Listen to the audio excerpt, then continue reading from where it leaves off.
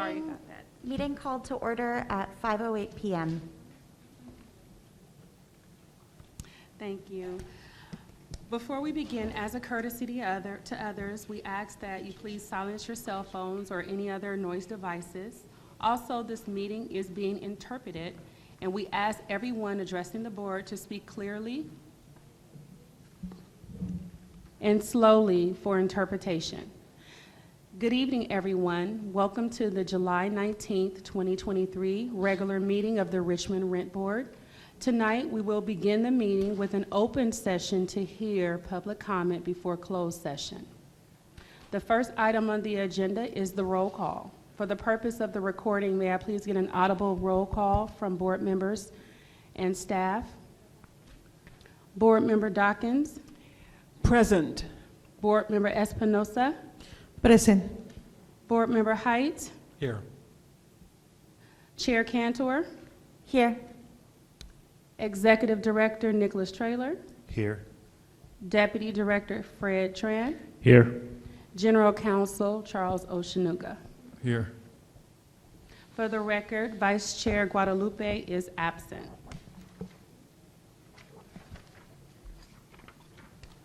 The next item on the agenda is public comment before closed session. The purpose of open session is for the Rent Board to hear public comments on the following items to be discussed in closed session. The item for discussion under closed session is public employee evaluation, Government Code Section 54957, Title Executive Director. Tonight we have, do we have any? We have no speakers under closed session for public comment. We will now adjourn to closed session. The open session to hear public comment before closed session was adjourned at 5:10 p.m.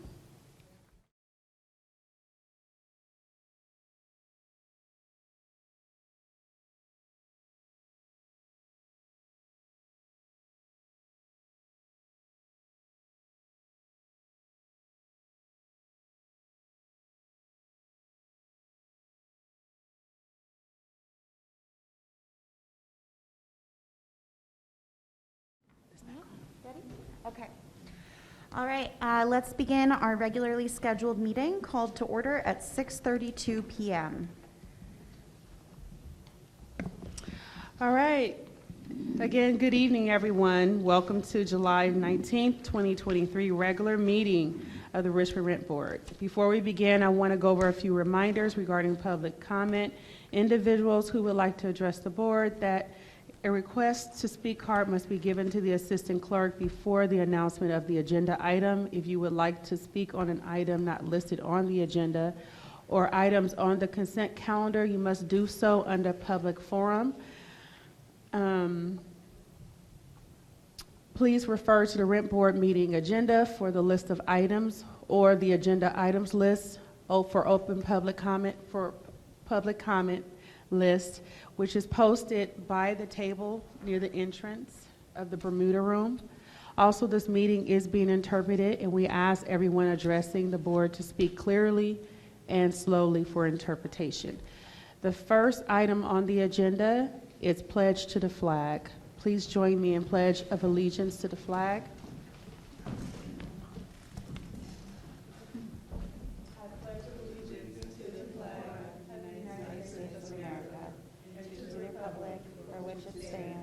One nation, under God, indivisible, with liberty and justice for all.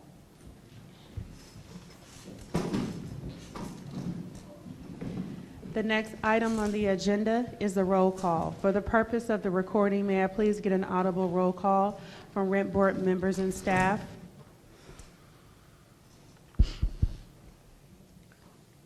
Board Member Dawkins?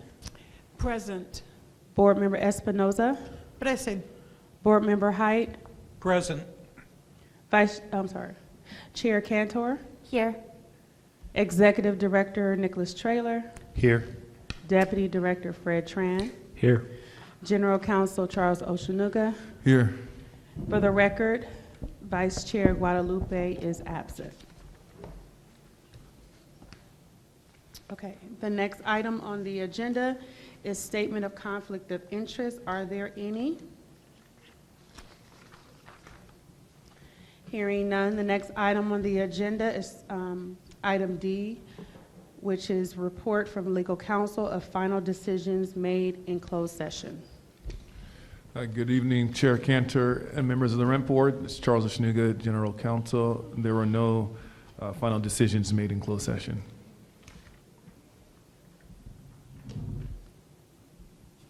Thank you. The next item on the agenda is agenda review. Are there any changes to the agenda? Are there any changes to the agenda from staff? No changes from staff. Are there any changes to the agenda from board members? Okay, hearing none, the next item on the agenda is public forum. Tonight, we have no speakers.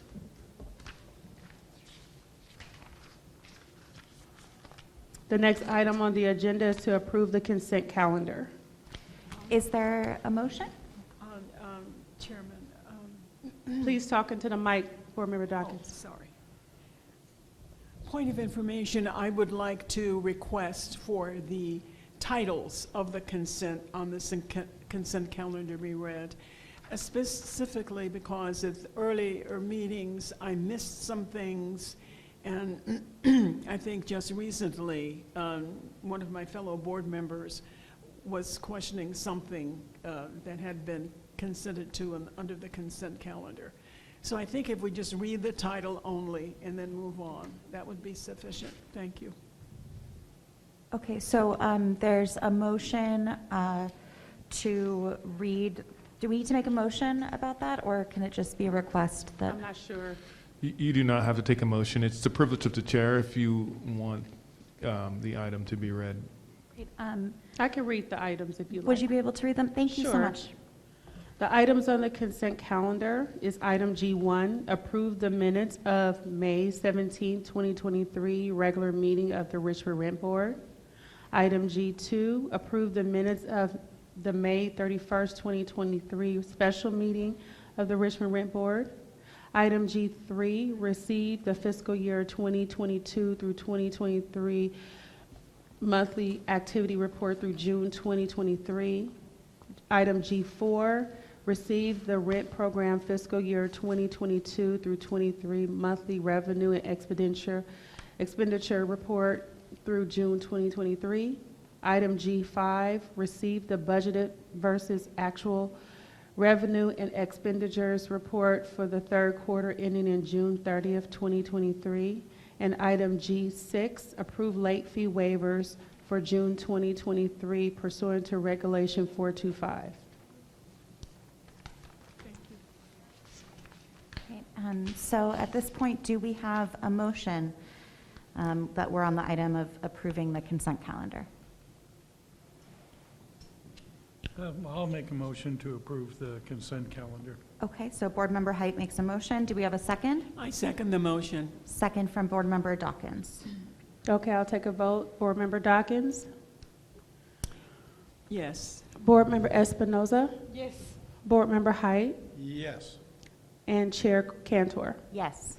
Okay, motion passes with Vice Chair Guadalupe absent to approve the consent calendar. The next item on the agenda is item H1 under contracts. Item H1 is to approve an amendment to the contract for translation services with the Spanish Group LLC, increasing the contract amount by $9,500 for fiscal year 2023 through 24 to a total not to exceed $29,600 for the fiscal year 2023 through 24. Beginning July 1, 2023 through June 30th of 2024. There are no speakers on this item. Thank you. We will now hear the staff report. Thank you, Chair Cantor and members of the Rent Board. Nicholas Traylor, Executive Director, presenting on the third amendment to the Spanish Group contract for translation services. The statement of the issue this evening is as follows. During April of 2020, the city, acting as the Rent Board, solicited quotes from qualified service providers in accordance with the city's procurement policies and entered into a contract with the Spanish Group, LLC, to provide translation services to the rent program. Staff members are requesting board approval of the third amendment of the contract to extend the term through June 30th, 2024, and increase the payment limit by $9,500 of budgeted funds to cover anticipated expenses in fiscal year 2023-24. In terms of fiscal impact, the fiscal year 2023-24 rent program budget adopted by the Rent Board on June 12th, 2023, allocates $9,500 for translation services to obtain the requested deliverables. Staff members anticipate awarding the Spanish Group LLC as the qualified vendor to provide services in a total contract amount not to exceed $9,500. In June of 2020, the executive director approved a short-form original contract to commence the term through June 30th, 2021. Staff members are requesting board approval of a third amendment to the contract to extend the term through June 30th, 2024, and increase the payment limit by $9,500 of budgeted funds to cover anticipated expenses in fiscal year 2022-23. 2023-24. The Spanish Group LLC provides timely translation of a wide range of documents produced by the rent program, such as hearings decisions, appeal recommendations, settlements, comprehensive fact sheets, and workshops.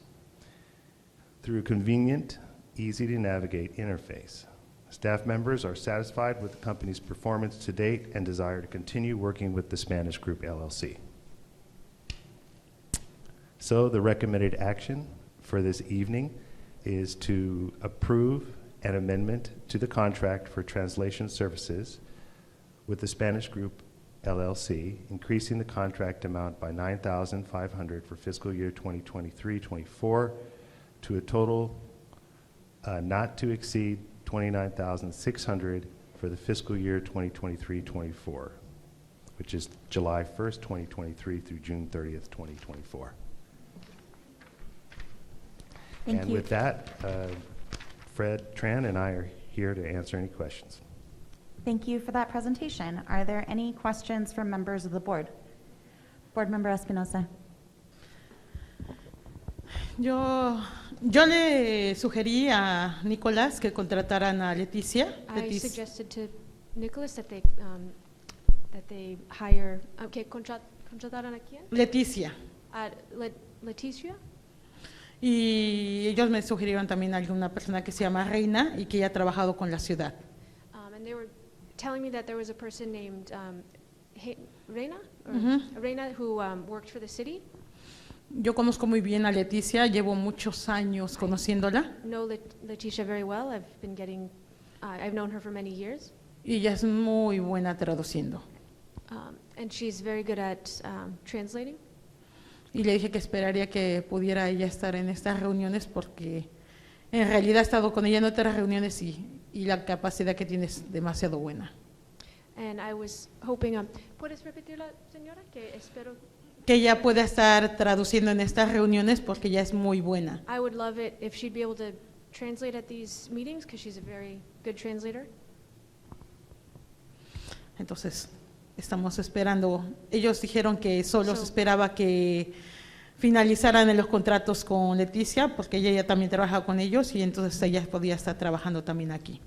So we're just waiting. They said that they were just going to finish que ellos estaban trabajando en finalizar su contrato. In finalizing her contract. ¿Y puedes repetir la última cosa, señor? Para que ella pueda trabajar traduciendo en las reuniones. So that she'll be able to work translating the meetings or the monthly meetings.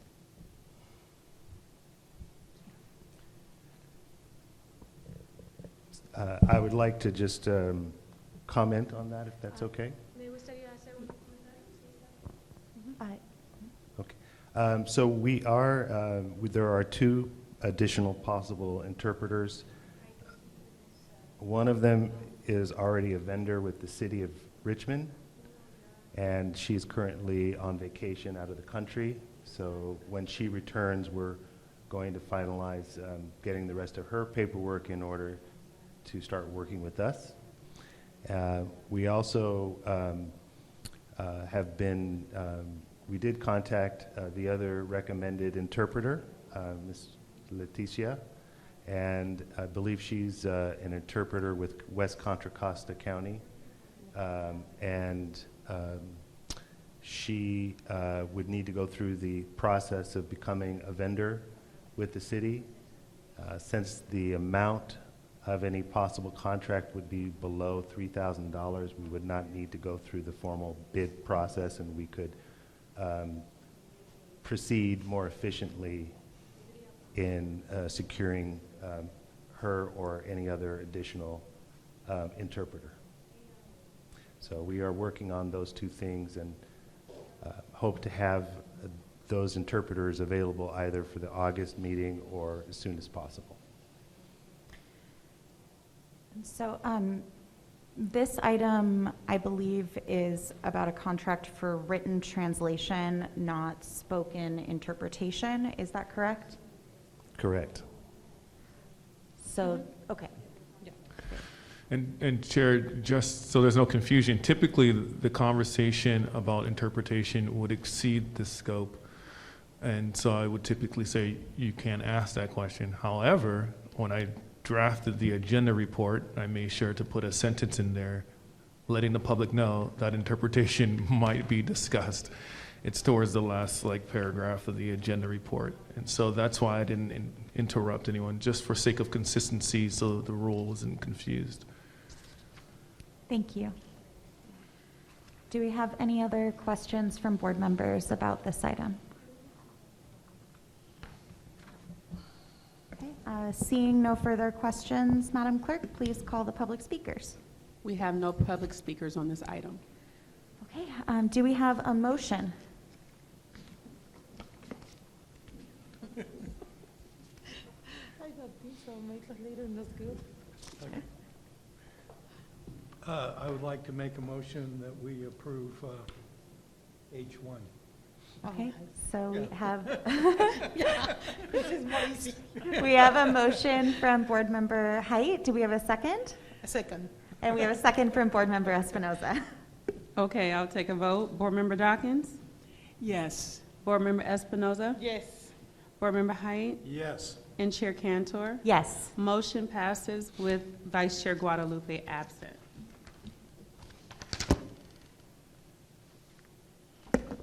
Okay, the next item on the agenda is under regulations, item I-1. Item I-1 is to adopt Regulation 842.25 to continue to, 1, permit the conducting of hearings and appeals through telecommunication and/or video conferencing. 2, allow for service via email of any document tied to hearings and appeals. And 3, require that both parties agree in writing to a hearing by telecommunication and/or video conferencing prior to such a hearing being conducted. There are no speakers on this item. Thank you. We will now hear the staff report. I can actually, I'll do this one because I can do it faster. No, I have it right here. I'm just going to read off of it. All right. Good evening, Chair Cantor and member of the Rent Boards, Charles Oshiniga, General Counsel. I'll be doing this presentation. Typically, I do not do presentations, but because this is a regulation and I'm intimately familiar with it, I thought it makes more sense for me to just quickly go through it. Next slide. So just a little bit of background. You all know, you're all familiar with COVID. It hit in 2020. Prior to 2020, our services were entirely in person. In order to engage the hearing process, if you had an issue with your landlord, or if the landlord wanted to seek a rent increase, they have to file a petition. That petition is filed in person, and they have to serve the other side with that petition. And when they do that, They come back to our office and they drop off a proof of service, which is a document indicating that they had served the other side. And then it goes through the hearing procedures and process. Eventually, the parties are brought into a room and there is a settlement discussion. The parties who do not settle, they then go into a hearing. The hearing is completely conducted in person, evidence is given in person, examination is happening in person, everything is in person. 2020, COVID hit, and there was a shelter-in-place order. So obviously you can't go in person, but you still have all the issues. The landlords still have the issues with the rents, the tenants still have the issues with the habitability or other issues that they might have had. So in order to address those issues, the rent board passed an emergency regulation which allowed for hearings to be done over telecommunications or video conference, namely Zoom or the telephone. It also permitted the parties to serve documents via email. I'm not sure if you all remember, but back then we thought COVID was spread on surfaces. So even the idea of touching a document was frightening. So we thought it was best that everything be done in email. So we went to email. It also allowed for it required that prior to having your hearing in person, over Zoom, you have to actually agree in writing that that's what you wanted to do.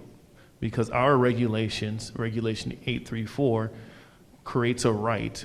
It creates a right to the parties, and it requires, or it allows the parties to require a hearing in person. That's their right. So this one essentially says you can waive that right in writing and have it over Zoom. All right, next slide.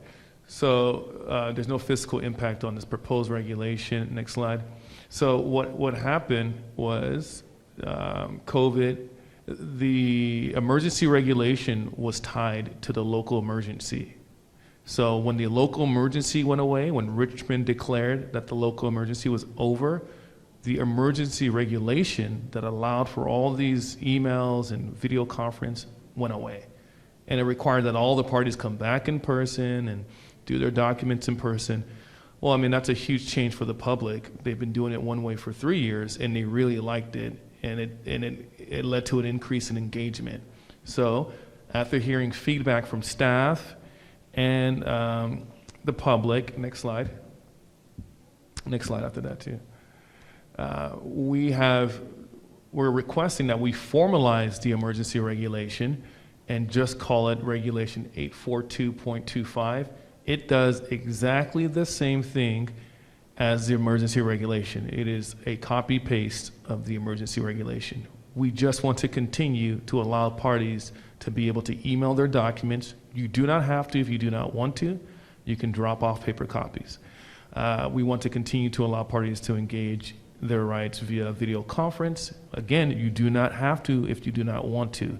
Both parties have to agree in writing for a video conference. If they don't want, if one party says no, you're both in person. So this is not a mandate. It's just another option, another tool to allow parties to engage their rights. There is one difference in the proposed regulation that was not in the emergency regulation, and that difference is just to make it crystal clear that the parties have to agree in writing, first of all, because that's required, because as I said before, that's a right given by Regulation 834. And there's also some language in here that allows the hearing examiner to manage the hearing by permitting some witnesses to appear video conference. It's hard for witnesses to come in. There's also, COVID is also still here. And we have some staff that are impacted, their health is impacted, and they're concerned about the size of some of these hearings. They can get really big. And we have one coming up that includes like over 20 people. And so it's a little concerning for staff. But aside from those little two minor changes, everything else is the same. Next slide. So tonight, we're recommending that the board adopt Regulation 842.25 to continue what we've been doing during the pandemic, which is to allow for the email exchanges services, and to allow for video conference for hearings and telephone for hearings, and to also require that parties first agree in writing that they want to have this hearing via video or teleconference prior to the hearing happening. So with that, I'm available to answer questions. Thank you. Thank you for that presentation. Are there any questions from members of the board? Sí. Ajá. ¿Cómo qué porcentaje de las audiencias que se hacen lo hacen por ¿cómo se llama? Por videoconferencia? Perdón, ¿qué es? ¿Qué porcentaje de las audiencias se hacen por videoconferencia? What percentage of the audience does it through video conference? Do you know that information, Nick?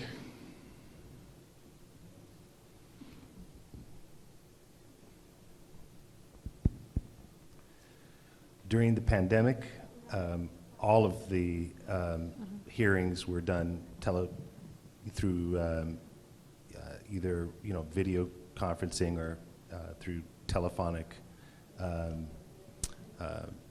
process. Now, we've had, I think, only a couple that have been done through teleconference.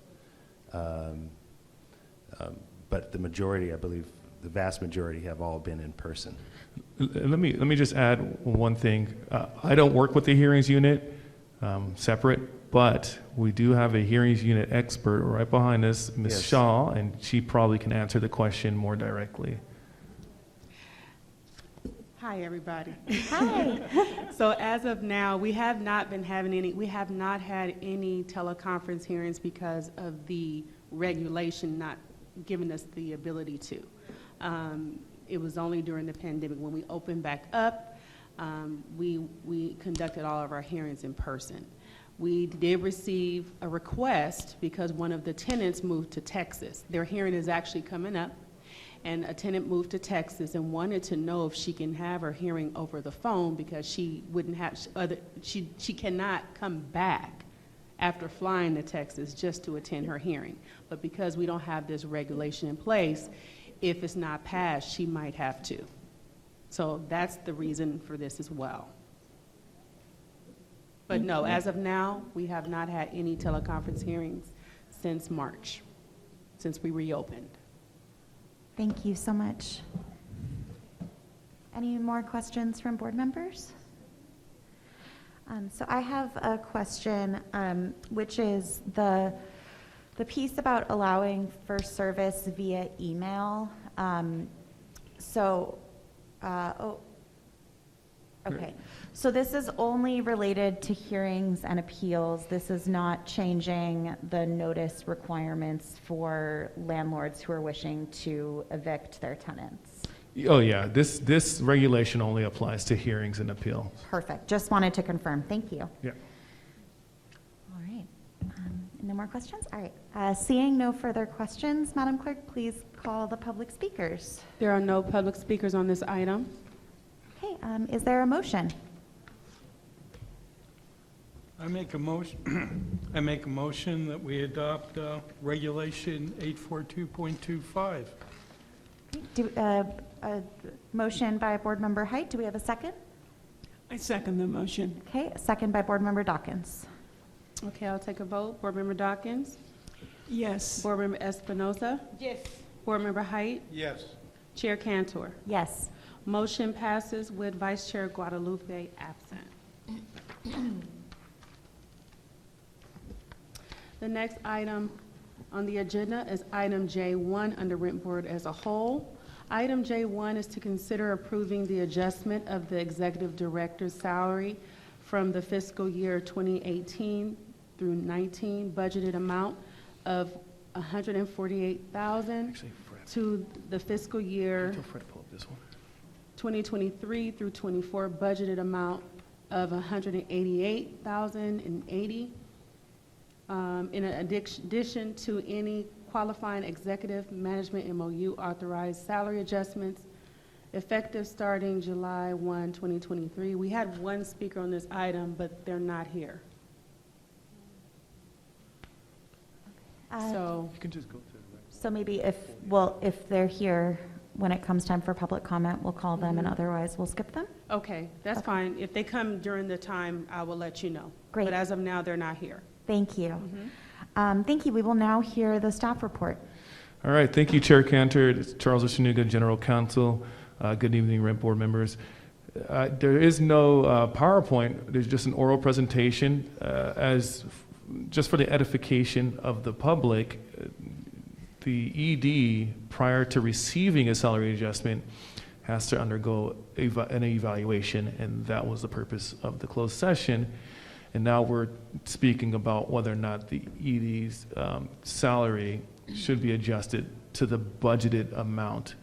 The conversations around how much the ED should be paid typically happens prior to adopting the budget.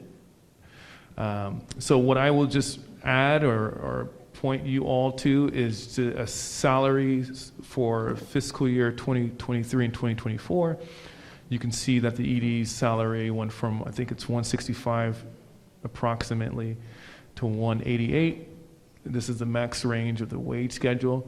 You can see the hearing examiner salary had a big increase from about 150 to 173.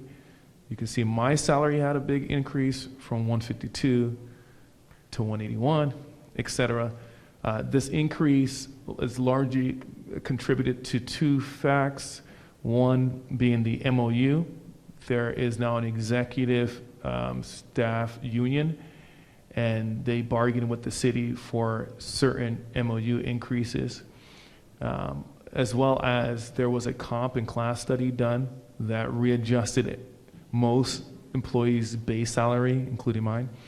But we're just here for the executive director's salary, and the increase is due largely to the MOU adjustments of 4% and 5% that happened in the 2 prior years. I think there might be some questions around the MOU and these increases, and so what I'll do is I'll stop here and I'll open the floor up to the board to ask whatever questions you have. I think the majority of the questions will likely be directed at Fred because he's our CPA/deputy director who's worked on this very hard. So thank you very much. Thank you. Do we have any questions from members of the board?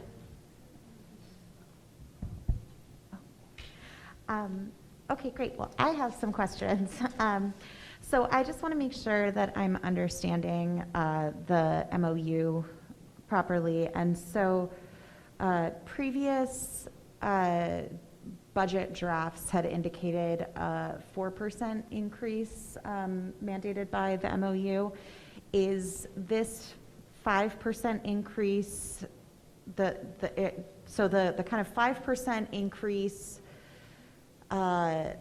that we're talking about here, and that is sort of the year-over-year carried over for the executive director, is that the same as that 4%, or are they different increases? Correct. It is the same. So the union representatives, they were in negotiations with the city to try to ratify the MOU. Originally, the MOU stated 4%, and it went to council on June 20th, and it was ratified from 4% to 5%, and I could draw that up. Well, I guess, so my understanding is that the executive director's salary has not been adjusted since fiscal year 19, and that it was supposed to have been adjusted at an amount of at or below 5% every year. Is that correct? Correct. Is that the same 5% that the union just negotiated for? There's actually 2 5%. Okay, great. Yeah, I'd Sorry, like to understand that. clarify. That's my question, yeah. Correct. There is a 5% for merit increase. Okay. As well, there's a 5% for the agreed upon MOU at the beginning of each calendar year. So January 1, beginning in 2023, there's a 5% increase for the cost of living increase. Okay, so there's every year there's an up to 5% merit increase, and then starting this year, there's an additional 5%, which is effectively a COLA. Correct.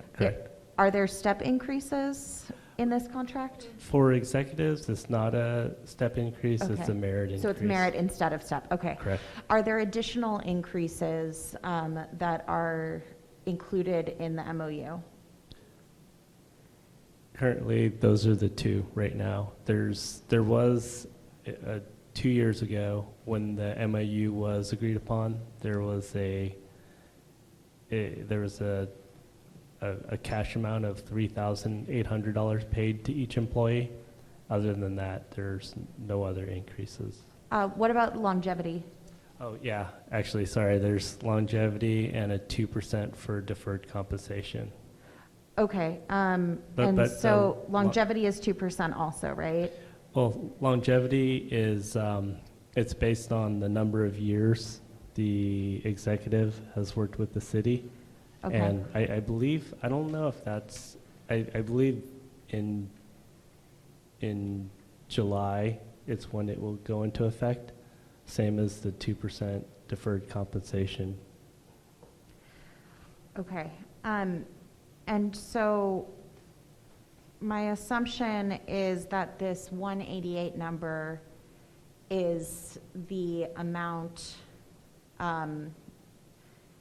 is not sort of the new base salary, it's the amount that the program would expend in fiscal year '24, covering all of the salary? Correct. It has the increases from the original amounts that weren't increased that factored all the way through. So the city had not implemented most of the increases until the June 30th, 2023 pay period. So there were a few retros that were not effective, and that amount that you're asking about has those amounts calculated or factored into that. Okay. So I'm not going to ask to see the math breakdown right now because I don't want to hold up the meeting and the proceedings, but for future meetings with things like this, I would like to see the math Okay. every step of the way of like, this is what it would have been at this year, this is what it would have been at this year, to see how we arrive at those numbers, because I just think that we need to have that kind of information to make informed decisions. So I'm going to trust it right now, but would love to see that in the future. Absolutely. And some of the amounts we can estimate, and then when we initiate our budget process, the finance department works with HR and provides us an estimate as well. So we work off of the numbers that they pull from the system to try to create a projection as well. Great, thanks. Yeah, I understand it might involve kind of like working with them to get some of that data that might be a little difficult. I just think it's really important for us to be able to review and fully understand all of the calculations that are going into place, because right now it's a little bit of a black box. And Chair Cantor, to your point, just so you and the rest of the board members and the public know that if, let's say these numbers are overestimated, in the next budget cycle, you can see the math corrected and then adjust it so it can reflect the actual amounts that are accurate, so. Thank you. Yeah, just want to reiterate that as we're being asked to make decisions about numbers, I'd like to see all the calculations that go into those numbers. Yeah, So, thank you. absolutely. Any other questions from the board? Okay. So seeing no further questions, Madam Clerk, has our public speaker arrived? No, they're not Okay. here, so they're still not present. All right, well then let's move on. Do we have a motion? I'd like to make a motion that we approve the ED salary for the fiscal year of 23-24 in the budgeted amount of $188,080. Thank you. We have a motion from Board Member Height. Do we have a second? I second the motion. Second from Board Member Dawkins. Thank you. Okay, I'll take a vote. Board Member Dawkins? Yes. Board Member Espinoza? Yes. Board Member Height? Yes. And Chair Cantor? Yes. Motion passes with Vice Chair Guadalupe absent. Moving right along. We're moving to item J2 under Rent Board as a whole. Item J2 is to, 1, discuss the pros and cons of increasing the time for each public speaker by 2 minutes. 2, approve the increase of time for each public speaker by 2 minutes. 3, direct staff to draft an amended regulation 309A 11 in accord with the board's approval. 4, submit the amended regulation 309A 11 for the board's consideration and adoption at the August 16, 2023 regular meeting of the Richmond Rent Board. And 5, direct staff to publicize the amended regulation on the board's website and any other appropriate medium prior to promulgation on September 15, 2023. There are no speakers on this item. Thank you. Do we have a staff report on this item, or? There is no staff report. This Okay. item was brought forth by Board Member Dawkins, and Great. so Board So Member I will Dawkins. pass it to Board Speak. Member Dawkins. Would you like to kick us off? Thank you, Chair Cantor and members of the Richmond Rent Board. The subject, as mentioned, is time allotted for public comments per regulation 309(a)(11). Statement of the issue. Public comment serves as a listening post for the Richmond Rent Board to hear directly from the public on any item that is within the subject matter jurisdiction of the board. The public may also comment on a specific agenda item when the item is under consideration by the board. In either case, the issues are often complex and multifaceted, requiring detailed explanation. The time allotted for public comment per regulation 309(a)(11) does not allow the public adequate time to cogently communicate with the Rent Board. As far as fiscal impact, there is none. The background. Richmond Municipal Code, Section 11.100.060 Rules and Regulations states, among other things, that the board shall issue and follow such rules and regulations, including those which are contained in this chapter, as will further the purposes of the chapter. The Rent Board adopted Regulation 309(a)(11, which governs the rules for public comment during board meetings, and established the time allocation for each speaker will be as follows: 15 or fewer speakers, a maximum of 2 minutes; 16 to 24 speakers, a maximum of 1.5 minutes; and 25 or more speakers, a maximum of 1 minute. Proposed amendment to Regulation 309(a)(11, amend the regulation to increase the time allocated for each speaker by 2 minutes. The impact on the length of meetings is de minimis. In the fiscal year 21 to 2022, the Rent Board held 15 meetings open to the public. A total of 51 public speakers voiced their opinions. See Attachment 1. And if you'll take a look at Attachment 1, you will see that in almost every meeting, it did not exceed 6 speakers, except on August 17th, 2022. And that meeting, we had 15 speakers. And I can assure you that 5 of those speakers, including myself, came for Heritage Park. We just wanted to let you know that our rent was being increased. But the point is that the average number of speakers per meeting between May 2021 to June 2022 was 3.2. If we add 1 minute per speaker, then that allows 18 speakers in 1 hour. If we add 2 minutes per speaker, then we can allow 15 speakers in 1 hour. And again, the purpose of the proposed change is to allow members of the public 2 minutes more time than is currently allowed under Regulation 309, A, 11.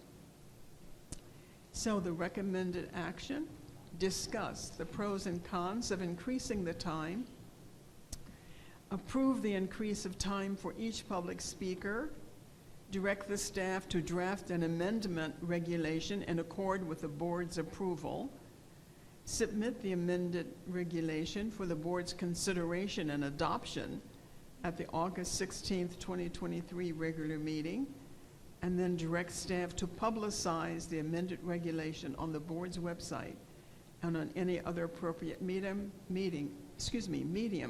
prior to promulgation on September 15th, 2023.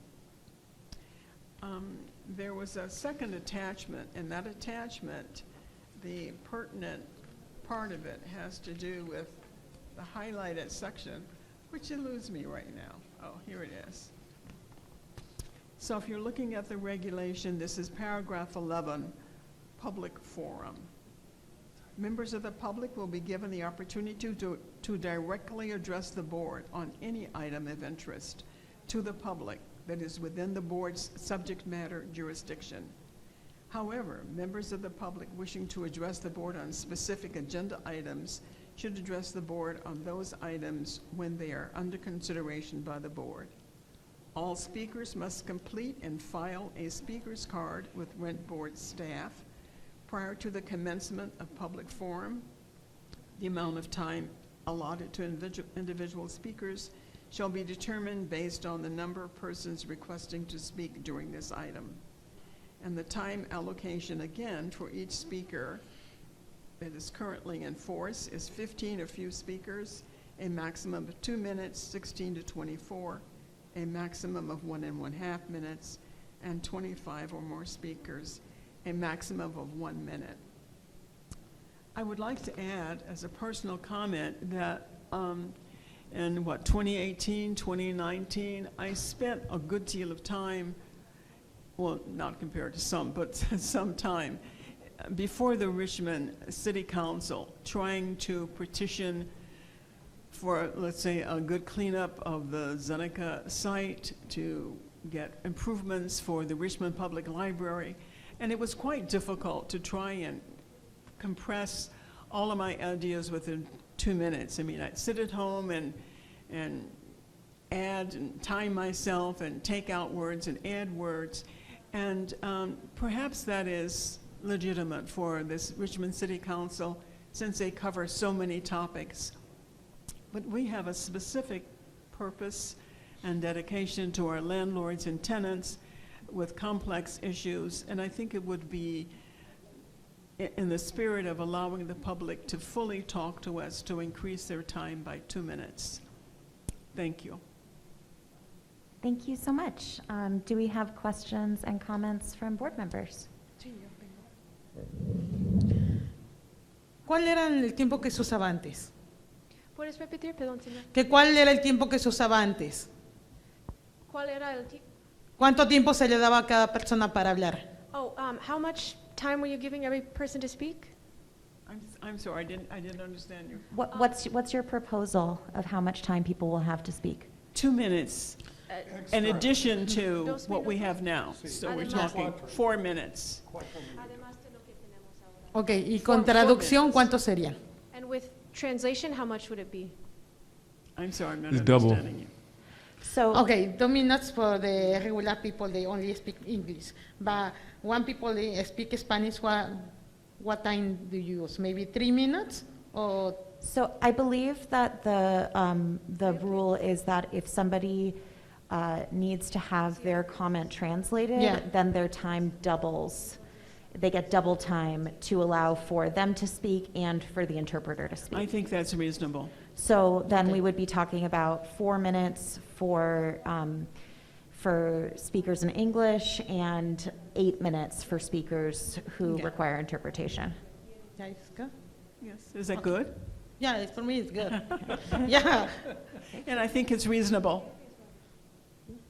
Great, thank you. Any other questions or comments? Yo diría una sugerencia. I have a suggestion. Regularmente en nuestras reuniones no tenemos tanta gente que hable. Regularly, Regular meetings, we don't have meetings where a lot of a people lot are of talking. people. Tal vez lo podemos poner en 2.5. So maybe we could do 2.5. You know, I would like to leave it I'd like for it to be consistent and leave it at 4 minutes, the proposal. Okay. Any other questions, comments? So I have a request. So I understand the proposal, and I'm on board. I do worry that, at those meetings where we do have a significant number of speakers, that if everybody is offered 4 minutes across the board, that it could pile up, and so I'm wondering if we could create a new category and say, maybe if we have 5 or fewer speakers, then everyone gets 4 minutes, but if we have between 6 and 15 speakers, then everyone gets 2 minutes. Or something like that, maybe a different cutoff, but that we have, so that we're only offering the additional time when we truly don't have enough speakers. And partly that is, for our time in general, but also it's for the fairness of people who are giving comment later in the comment session. If we have 15 speakers and they're each doing 4 minutes, then by the end of that time, we will, knowing myself, I will likely be less attentive to the later speakers, not out of intention, but just out of being tired and having listened to people speak for about an hour. And so I'm wondering if there's a middle ground there. I frankly don't see a need for a middle ground. I'm looking again at, we just have statistics for this 1 year, but the most we had was 16 besides that August meeting. The most we've had was 6 speakers. And I think we need to give people the chance to express themselves fully and not have to cut corners or cut words or try and to reduce what they have to say. I think we should give the public a freedom to speak. We don't have that many normally, and I don't know, I've been to many council meetings where there have been hot issues, and you hear people speak, and somehow I think the issue keeps you awake. It keeps you engaged because you want to know what's going on. I don't see a need to split it up into different categories. So it's currently split into different categories. Are you proposing that we offer 4 minutes to everyone regardless of the number of speakers, or that we only offer 4 minutes to when there are 15 or fewer speakers? No, I'm basing it on the current regulation as it is now. So, So can you state what your proposed language would be for the new regulation? I'm leaving it up to staff to come up with the exact language, but if I can find this again. So specifically what would happen under my proposal is, for each speaker, 15 or fewer speakers, there would be 4 minutes. 16 to 24 speakers would be 3.5 minutes. 25 or more speakers, a maximum of 3 minutes. That's what the proposal is saying. Okay. And that does break it up into categories, I think, if I understood you, different from what you were saying. Yeah. Does this meet your approval as far as? So my fear is that by affording that much time, we could, if anyone wanted to derail our meetings so that we couldn't get any work done, then they could bring in 30 speakers who each get 3 minutes, and that's 90 minutes of public comment on each item.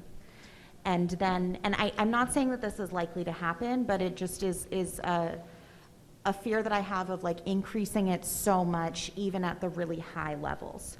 So for what I would be more prepared to support is increasing the maximum to 4 minutes for 15 or fewer speakers and leaving it at the amounts that remain, that are there now for 16 to 24 and 25 or more, because this is per item, not the number of speakers total in the meeting.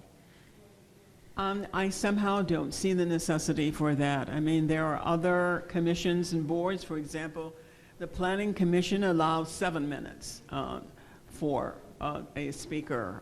The Library Board allowed 3 minutes. I don't think the probability of being inundated by dedicated groups of 30 or more is a reasonable probability. Anything is possible, but I don't think we should cut down on the amount of time as proposed. So again, what I'm proposing is 15 or fewer speakers, 4 minutes, 16 to 24 speakers, 3.5 minutes, 25 or more speakers, a maximum of 3 minutes. And I don't think that's overly generous. Again, if you put your time in front of that microphone in front of the Richmond City Council, you'll understand how quickly that time goes before you can get through your first or second idea.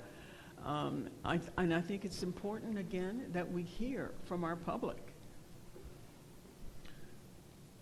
Board Member Height. I'm just wondering if somebody does start using that tactic that Chairman Cantor is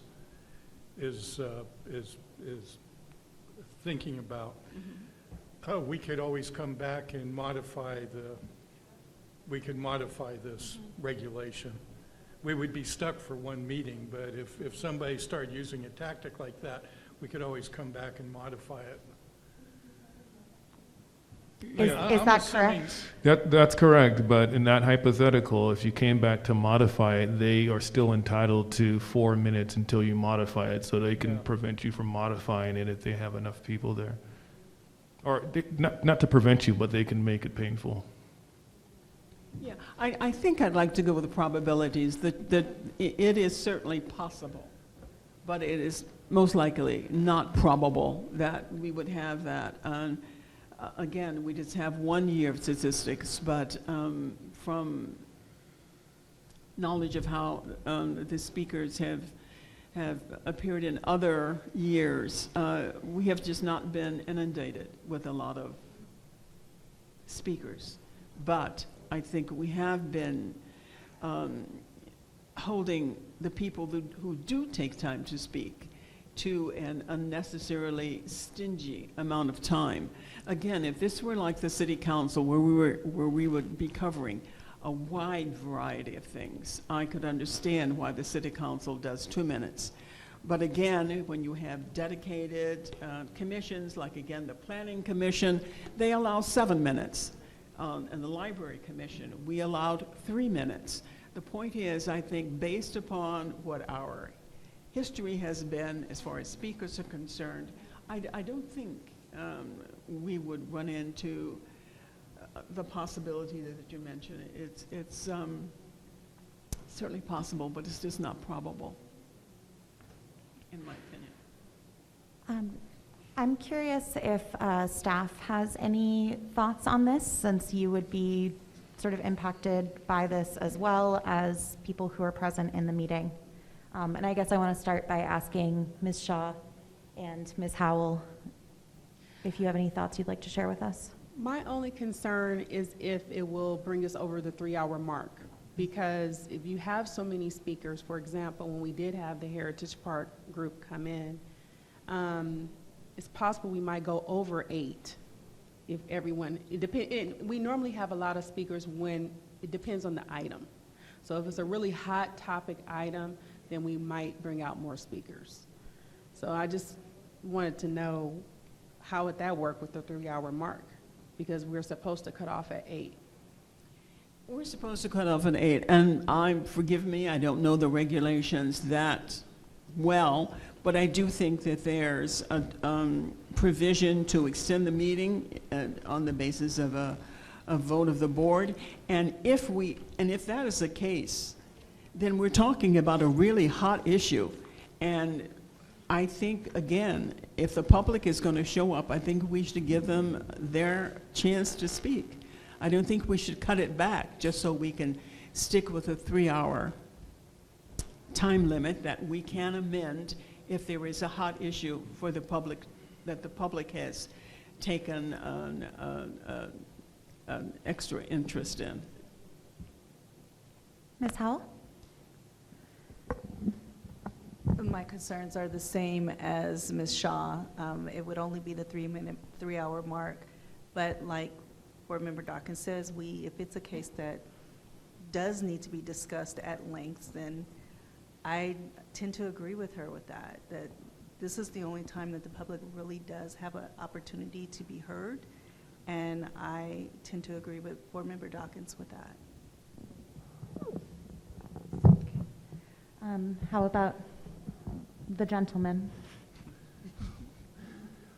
I tend to concur with Board Member Dawkins in terms of the probability. We tend to have 1 or 2 meetings, maybe a couple meetings a year, where there's a hot topic. It might be, whether or not the city should extend, for example, the eviction moratorium, and we had a lot of folks come, I think, at that meeting to protest extending it. It might be the Heritage Park or proposed rent increases that are impactful.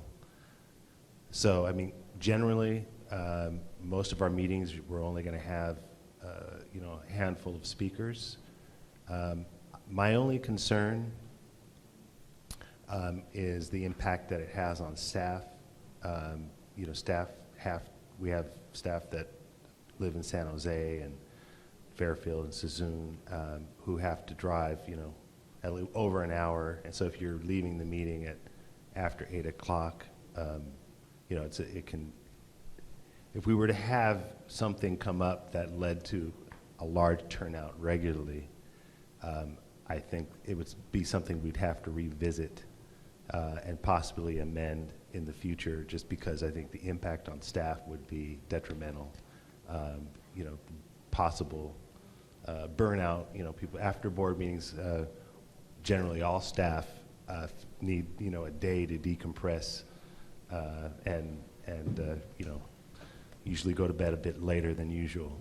But generally, I agree with Board Member Dawkins' appraisal on this issue, that in most circumstances, we're only going to have a handful of speakers, and it won't be that impactful on the length of the meeting and staff. Thank you. Do either Mr. Tran or Mr. Oshnuga? I cannot comment on policy, so Great. I'll pass. I feel Board Member Dawkins has quite a bit of thoughtfulness and consideration within the time frame. If you think about it, a minute or two actually, it does absorb staff's energy and time, and the board's as well. But the public should have that opportunity to speak as well. If there were any type of extremity where there has to be some type of revision that is available, it would take an additional meeting or 2. But there is also the control that when the meeting has to get to its limit, the board actually has the option to either extend the meeting or defer till the following. So there are some structural controls, but just thinking on a very high level, 1 to 2 minutes is definitely available and should be available to the public to speak. Okay. Any other questions, comments? Okay. Do we have a motion? I'd like to make a motion that we approve the increase of time for each public speaker by 2 minutes and direct staff to draft an amended regulation of 309A11 in accordance with the board's approval and submit the amended regulation for the board's consideration and adoption at the August 16th regular meeting, and direct staff to publicize the amended regulation on the board's website and whatever else. And just for clarification, the motion is including a statement or acknowledgement that for those individuals that need translation, their time shall be doubled in every category, right? Yes. Okay. Yes, Yeah. please add that. Yeah, thank you. Great, so we have a motion by Board Member Height I second. and second by Board Member Espinoza. Okay, I'll take a vote. Board Member Dawkins? Yes. Board Member Espinoza? Yes. Board Member Height? Yes. And Chair Cantor? Yes. Motion passes with Vice Chair Guadalupe absent. Okay, the next item on the agenda is item K1 under training. Item K1 is to receive training on the Richmond Rent Board appeals process. There are no speakers on this item.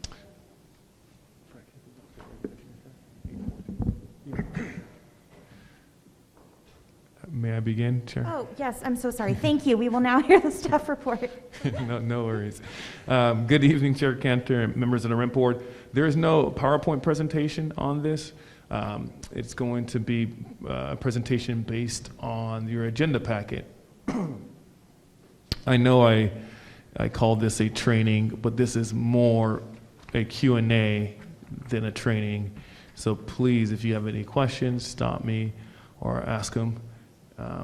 So I want to first give you a very brief overview of Regulation 842. We have already trained on this, so I am not going to get into the details. I just want to remind you all that 842 contains the appeals process. And if you're looking for the regulation, it should be in your agenda packet. So 842A requires that a party submit an appeal within a certain amount of time, and that appeal states specific grounds on which the appeal is based. The board will not consider an appeal that fails to state any facts or arguments in support of the grounds alleged in the appeal. So that's important, right? So when a party decides to appeal a hearing examiner's decision, they have to do it within 30 days, 30 calendar days of that decision being issued, plus 5 days if it's mailed. The appeal has to state specific reasons as to why they're appealing. All right, and then it runs its course through the legal unit. It hits my desk, and I review the appeal. I look at the record, and I think you all received an email with the record. Is that right? Yes, it's a part of the packet, but I did give them a physical copy in front of them. They have a copy of the record. Okay, so the record, you've all received it. You can, it's usually downloadable because it's just so many documents. And I reviewed the record, including the hearing tape. And the hearing tape is just an audio recording of the hearing that took place before the hearing examiner. So as I review that, I review past decisions as well as law from the courts, our regulations and our local laws. And based on that, I write a recommendation. And that recommendation is either to affirm, modify, reverse, or remand the hearing examiner's decision. Now, I write that recommendation and I send it to all of you and to the public, to the parties.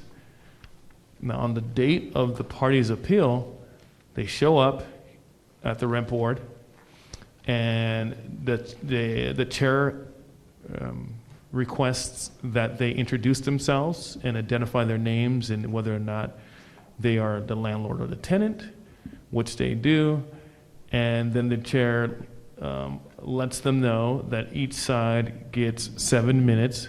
The party who submitted the appeal goes first, and they get 5 minutes. And then the party who responded to the appeal goes second, they get 7 minutes. And finally, the party who submitted the appeal gets the last word, and they get 2 minutes. Yes, question? Are these times also doubled when interpretation is needed? Absolutely. And could you scroll down, Fred, to D? Right there. So you'll see D says, for any party addressing the board who requires translation, the time is doubled. And the board also has the discretion to allow more time if you want to hear more from them. So after they're finished giving you their arguments, and by the way, their arguments are not evidence. They're not allowed to introduce any evidence. It's just argument. So if you hear anything new that they didn't say in the record before, you have to disregard that. So after they give you their arguments, the board members have an opportunity to ask them questions. Sometimes you might want to clarify something that you've heard. After you've done a round of questions to the appellant and the respondent, you can then discuss amongst yourselves your various thoughts. You can also ask me, legal counsel, about some things I may have written in the recommendation or may have failed to address in the recommendation. And if you agree with the recommendation, you can vote to affirm the recommendation, and then the recommendation becomes your decision. Now, Fred, can you bring up the recommendation? Now, what my hope is that currently we have a few appeals pending, and because of the transition, onboarding board members, it takes a little time for you all to get used to it. I want to make sure that you kind of hit the ground running, because these appeals can be very complex and occasionally contentious. So I want to make sure that we have all our ducks in a row. This is a legal staff recommendation that I wrote on one of the appeals.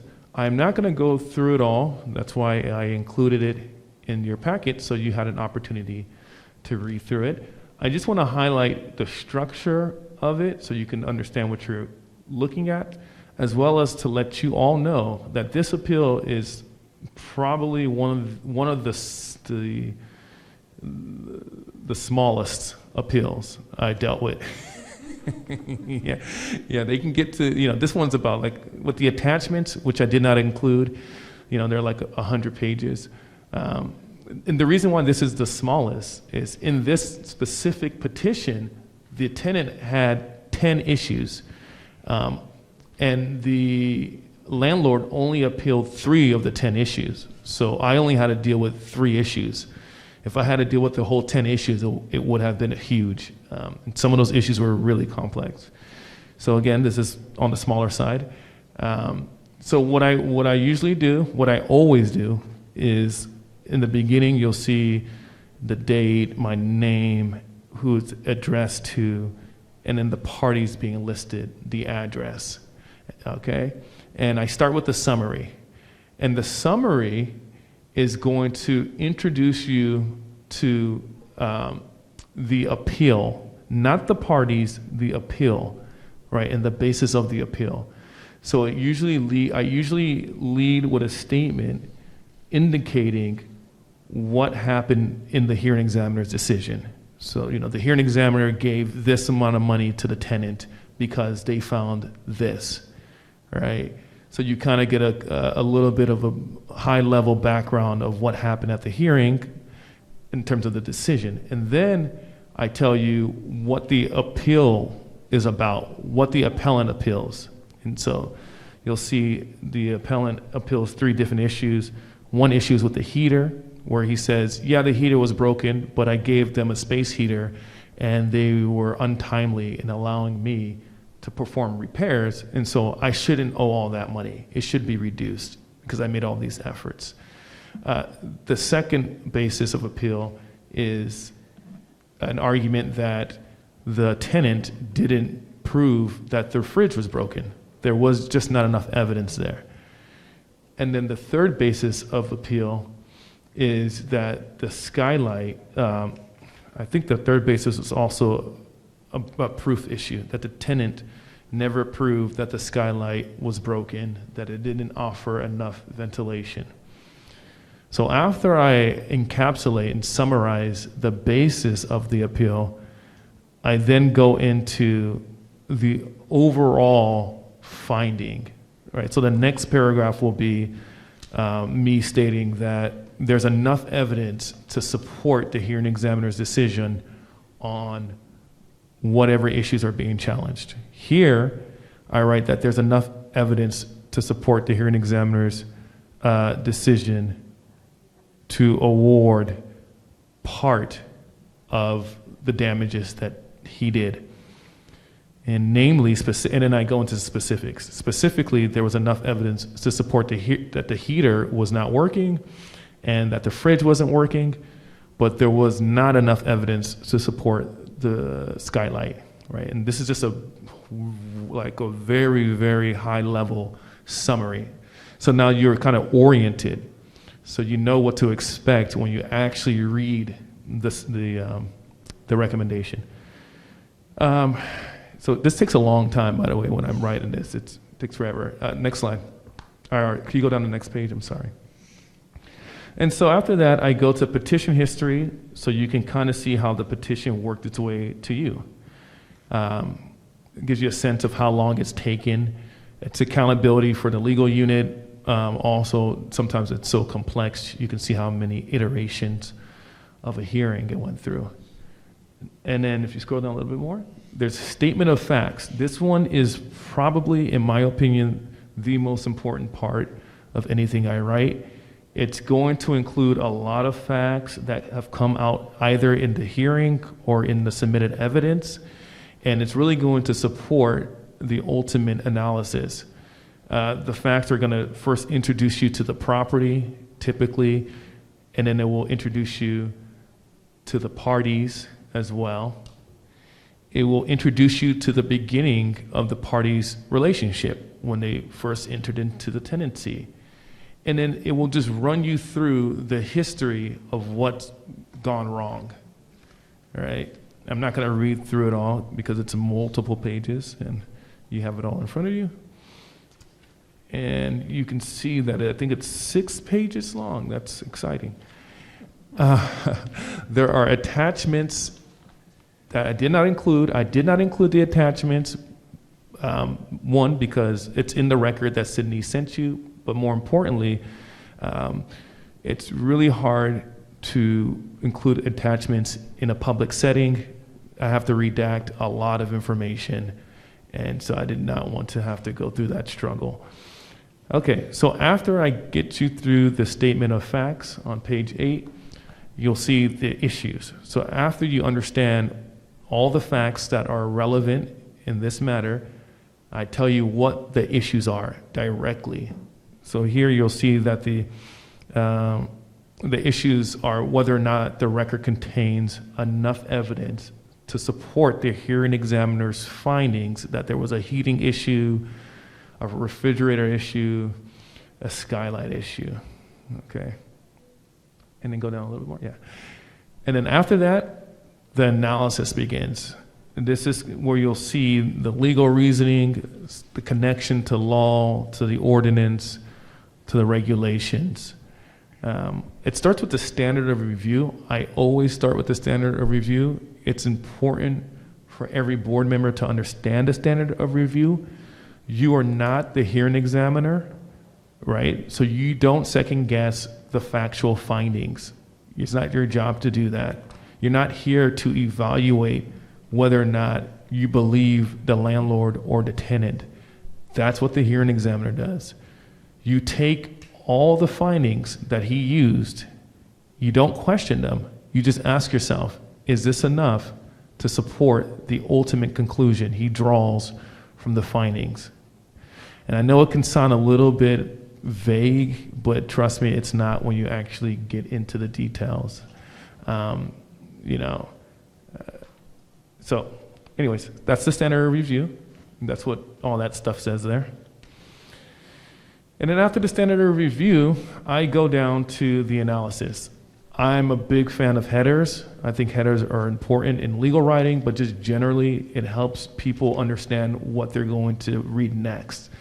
In this header, my headers follow the issues. So if the issue that I list as number 1 is the heating issue, that's the first thing I'm going to be talking about. No, you can go down, Fred, that's fine. And that's what this header is. It's a conclusionary header. So I always start with the conclusion in my headers, where the whole thing is. So I've already concluded that there's substantial evidence contained in the record to support the hearing examiner's finding that the that the landlord failed to maintain the heating facilities in good working order. And then I go through this. Charles, Yes. may I ask a question? Yes. I'm sort of trailing behind you. I'm back on page 9, and I just wanted to make sure about this short one-sentence paragraph I'm seeing. Finally, where the hearing examiner has made errors in the law or clearly erroneous conclusions are drawn from the evidence, the board need not defer to the hearing examiner and may substitute its own judgment. Yes, that's true. That's an accurate statement. So if the hearing examiner, if it's a question of law and the hearing examiner is blatantly incorrect, they just read it wrong, you do not have to say, I accept it as true. You can say that's just wrong. If the hearing examiner takes a fact and draws a conclusion that's unsupported by the fact that they're relying on, you can say, no, that's just not, it's unreasonable. The standard, in fact, is if it's unreasonable or arbitrary or capricious, you can disregard it. But that's a very high standard. It's just not that I disagree with it. It's this conclusion from this fact, it's absurd. It's a very, very high standard, though. Typically, you defer. Okay. Any other questions? Sí, yo. Yes. Aquí donde dice que el reglamento de la Junta de Here Rentas, where it says where the rent board, el reglamento se encuentra en el sitio web. can this be found on the website? No, not yet. But the legal unit has been working on publishing all of the recommendations that have gone before the board. So the goal is before the end of the year, it will all be published on their website. Okay. ¿También lo pondrían en español? And also in Spanish? That's not up to me, but I will defer to Nick. We're certainly planning on, excuse me. What page are you on? Ese es en Spanish. Maybe Sorry. diferente. We are planning on translating that into Spanish. So yes. Okay, yes. Looking back on the emails what we were sent, I don't believe that we received the attachments for this one, which I don't think we need to have.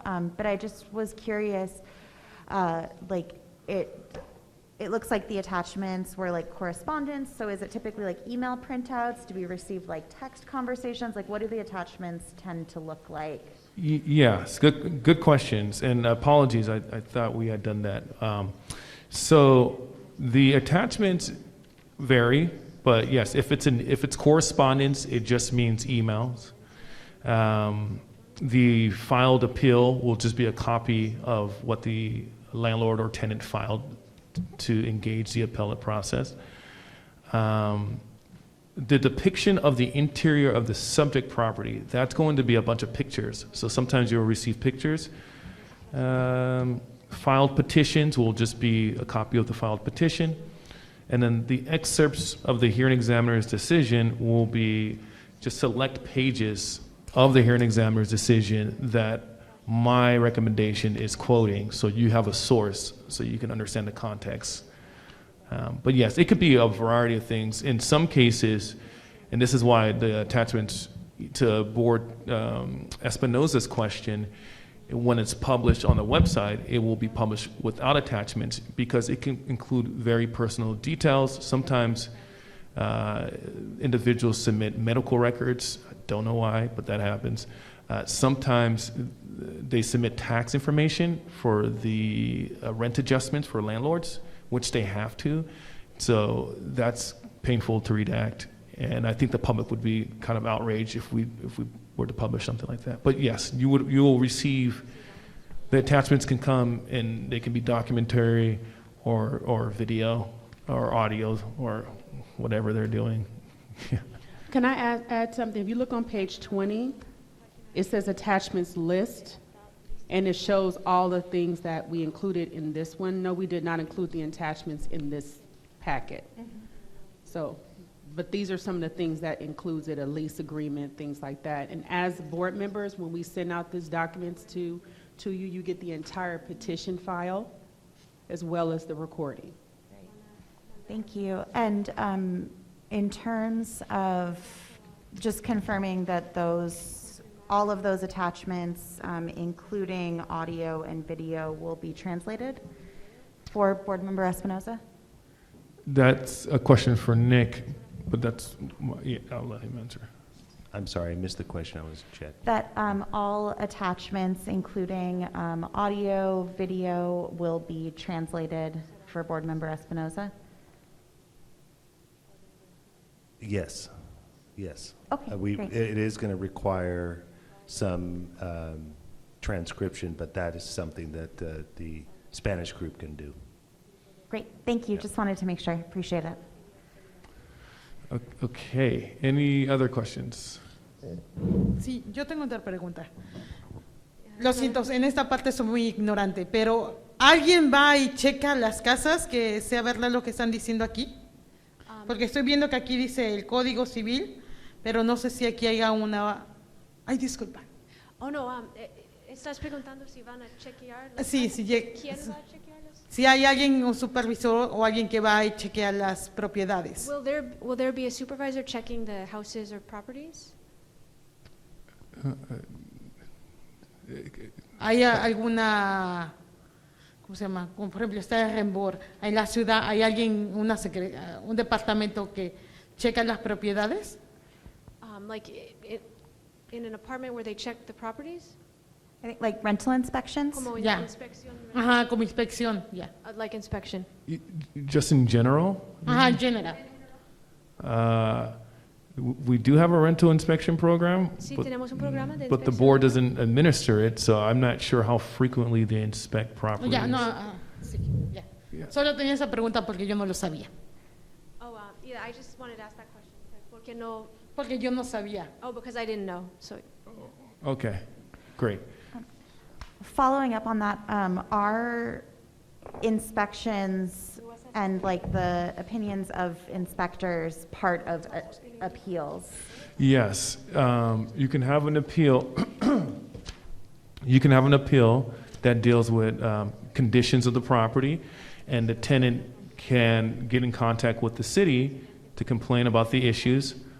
Occasionally, the city goes out and does the inspection and gives their report, and that report becomes an official record. And so typically when the petitions are filed, not even typically, all the time, the hearing examiner will check if there are any outstanding notices of violation on the property as a way to inform his decision in the cases. Those notices carry extreme weight, and they are included when they are relevant. Great, thank you. I'm noticing that it's 7:58. I was just about to make the announcement. Yeah, so is now the time when we would call for a motion to extend? Yes. Okay, and are we able to make a motion to extend to the end of this item, or does it need to be a time? Well, we have one more Limit. item after this. We have reports of officers and scheduling. Okay, so then it sounds like we're best served by a time. Okay, You want additional 30 minutes, or you think 15 minutes? It's up to you. okay, would anyone like to make a motion to extend? Board Member Dawkins, did you have a proposal? And I make a motion, we extend the meeting 30 minutes, but hopefully finish it in 15 minutes. So we have a motion by Board Member Height. Do we have a second? I second the motion. Second by Board Member Dawkins. Okay, Board Member Dawkins, taking a vote. Yes. Board Member Espinoza? Yes. Board Member Height? Yes. And Chair Cantor? Yes. Motion passes to extend the meeting to 8:30 with Vice Chair Guadalupe absent. Great. Thank you. I'll pass back to you. Thank you, Chair. Any other questions before I continue? Okay. Oh. I actually have to head out by 8. Oh. Okay, the interpreter has to leave by 8, so my suggestion is we continue this training without because if we can't do it without interpretation, Sorry, what is your suggestion? that we continue this item for a latter meeting because. Oh, we continue it until the next meeting. Yes. Okay. So how would we operationalize that? You can just make a motion to continue into the next Okay. meeting. I'd like to make a motion to continue this training until our August meeting. I second the motion. Okay, so motion by Chair Cantor, second by Board Member Dawkins. Okay. 1 second. I wasn't there yet. So Board Member, Chair Cantor made a motion, and Board Member Dawkins, right? Yes. Second, okay. Okay, Board Member Dawkins? Yes. Board Member Espinoza? Yes. Board Member Height? Yes. Chair Cantor? Yes. Okay, motion passes to continue this item to the August meeting with Vice Chair Guadalupe absent. Okay.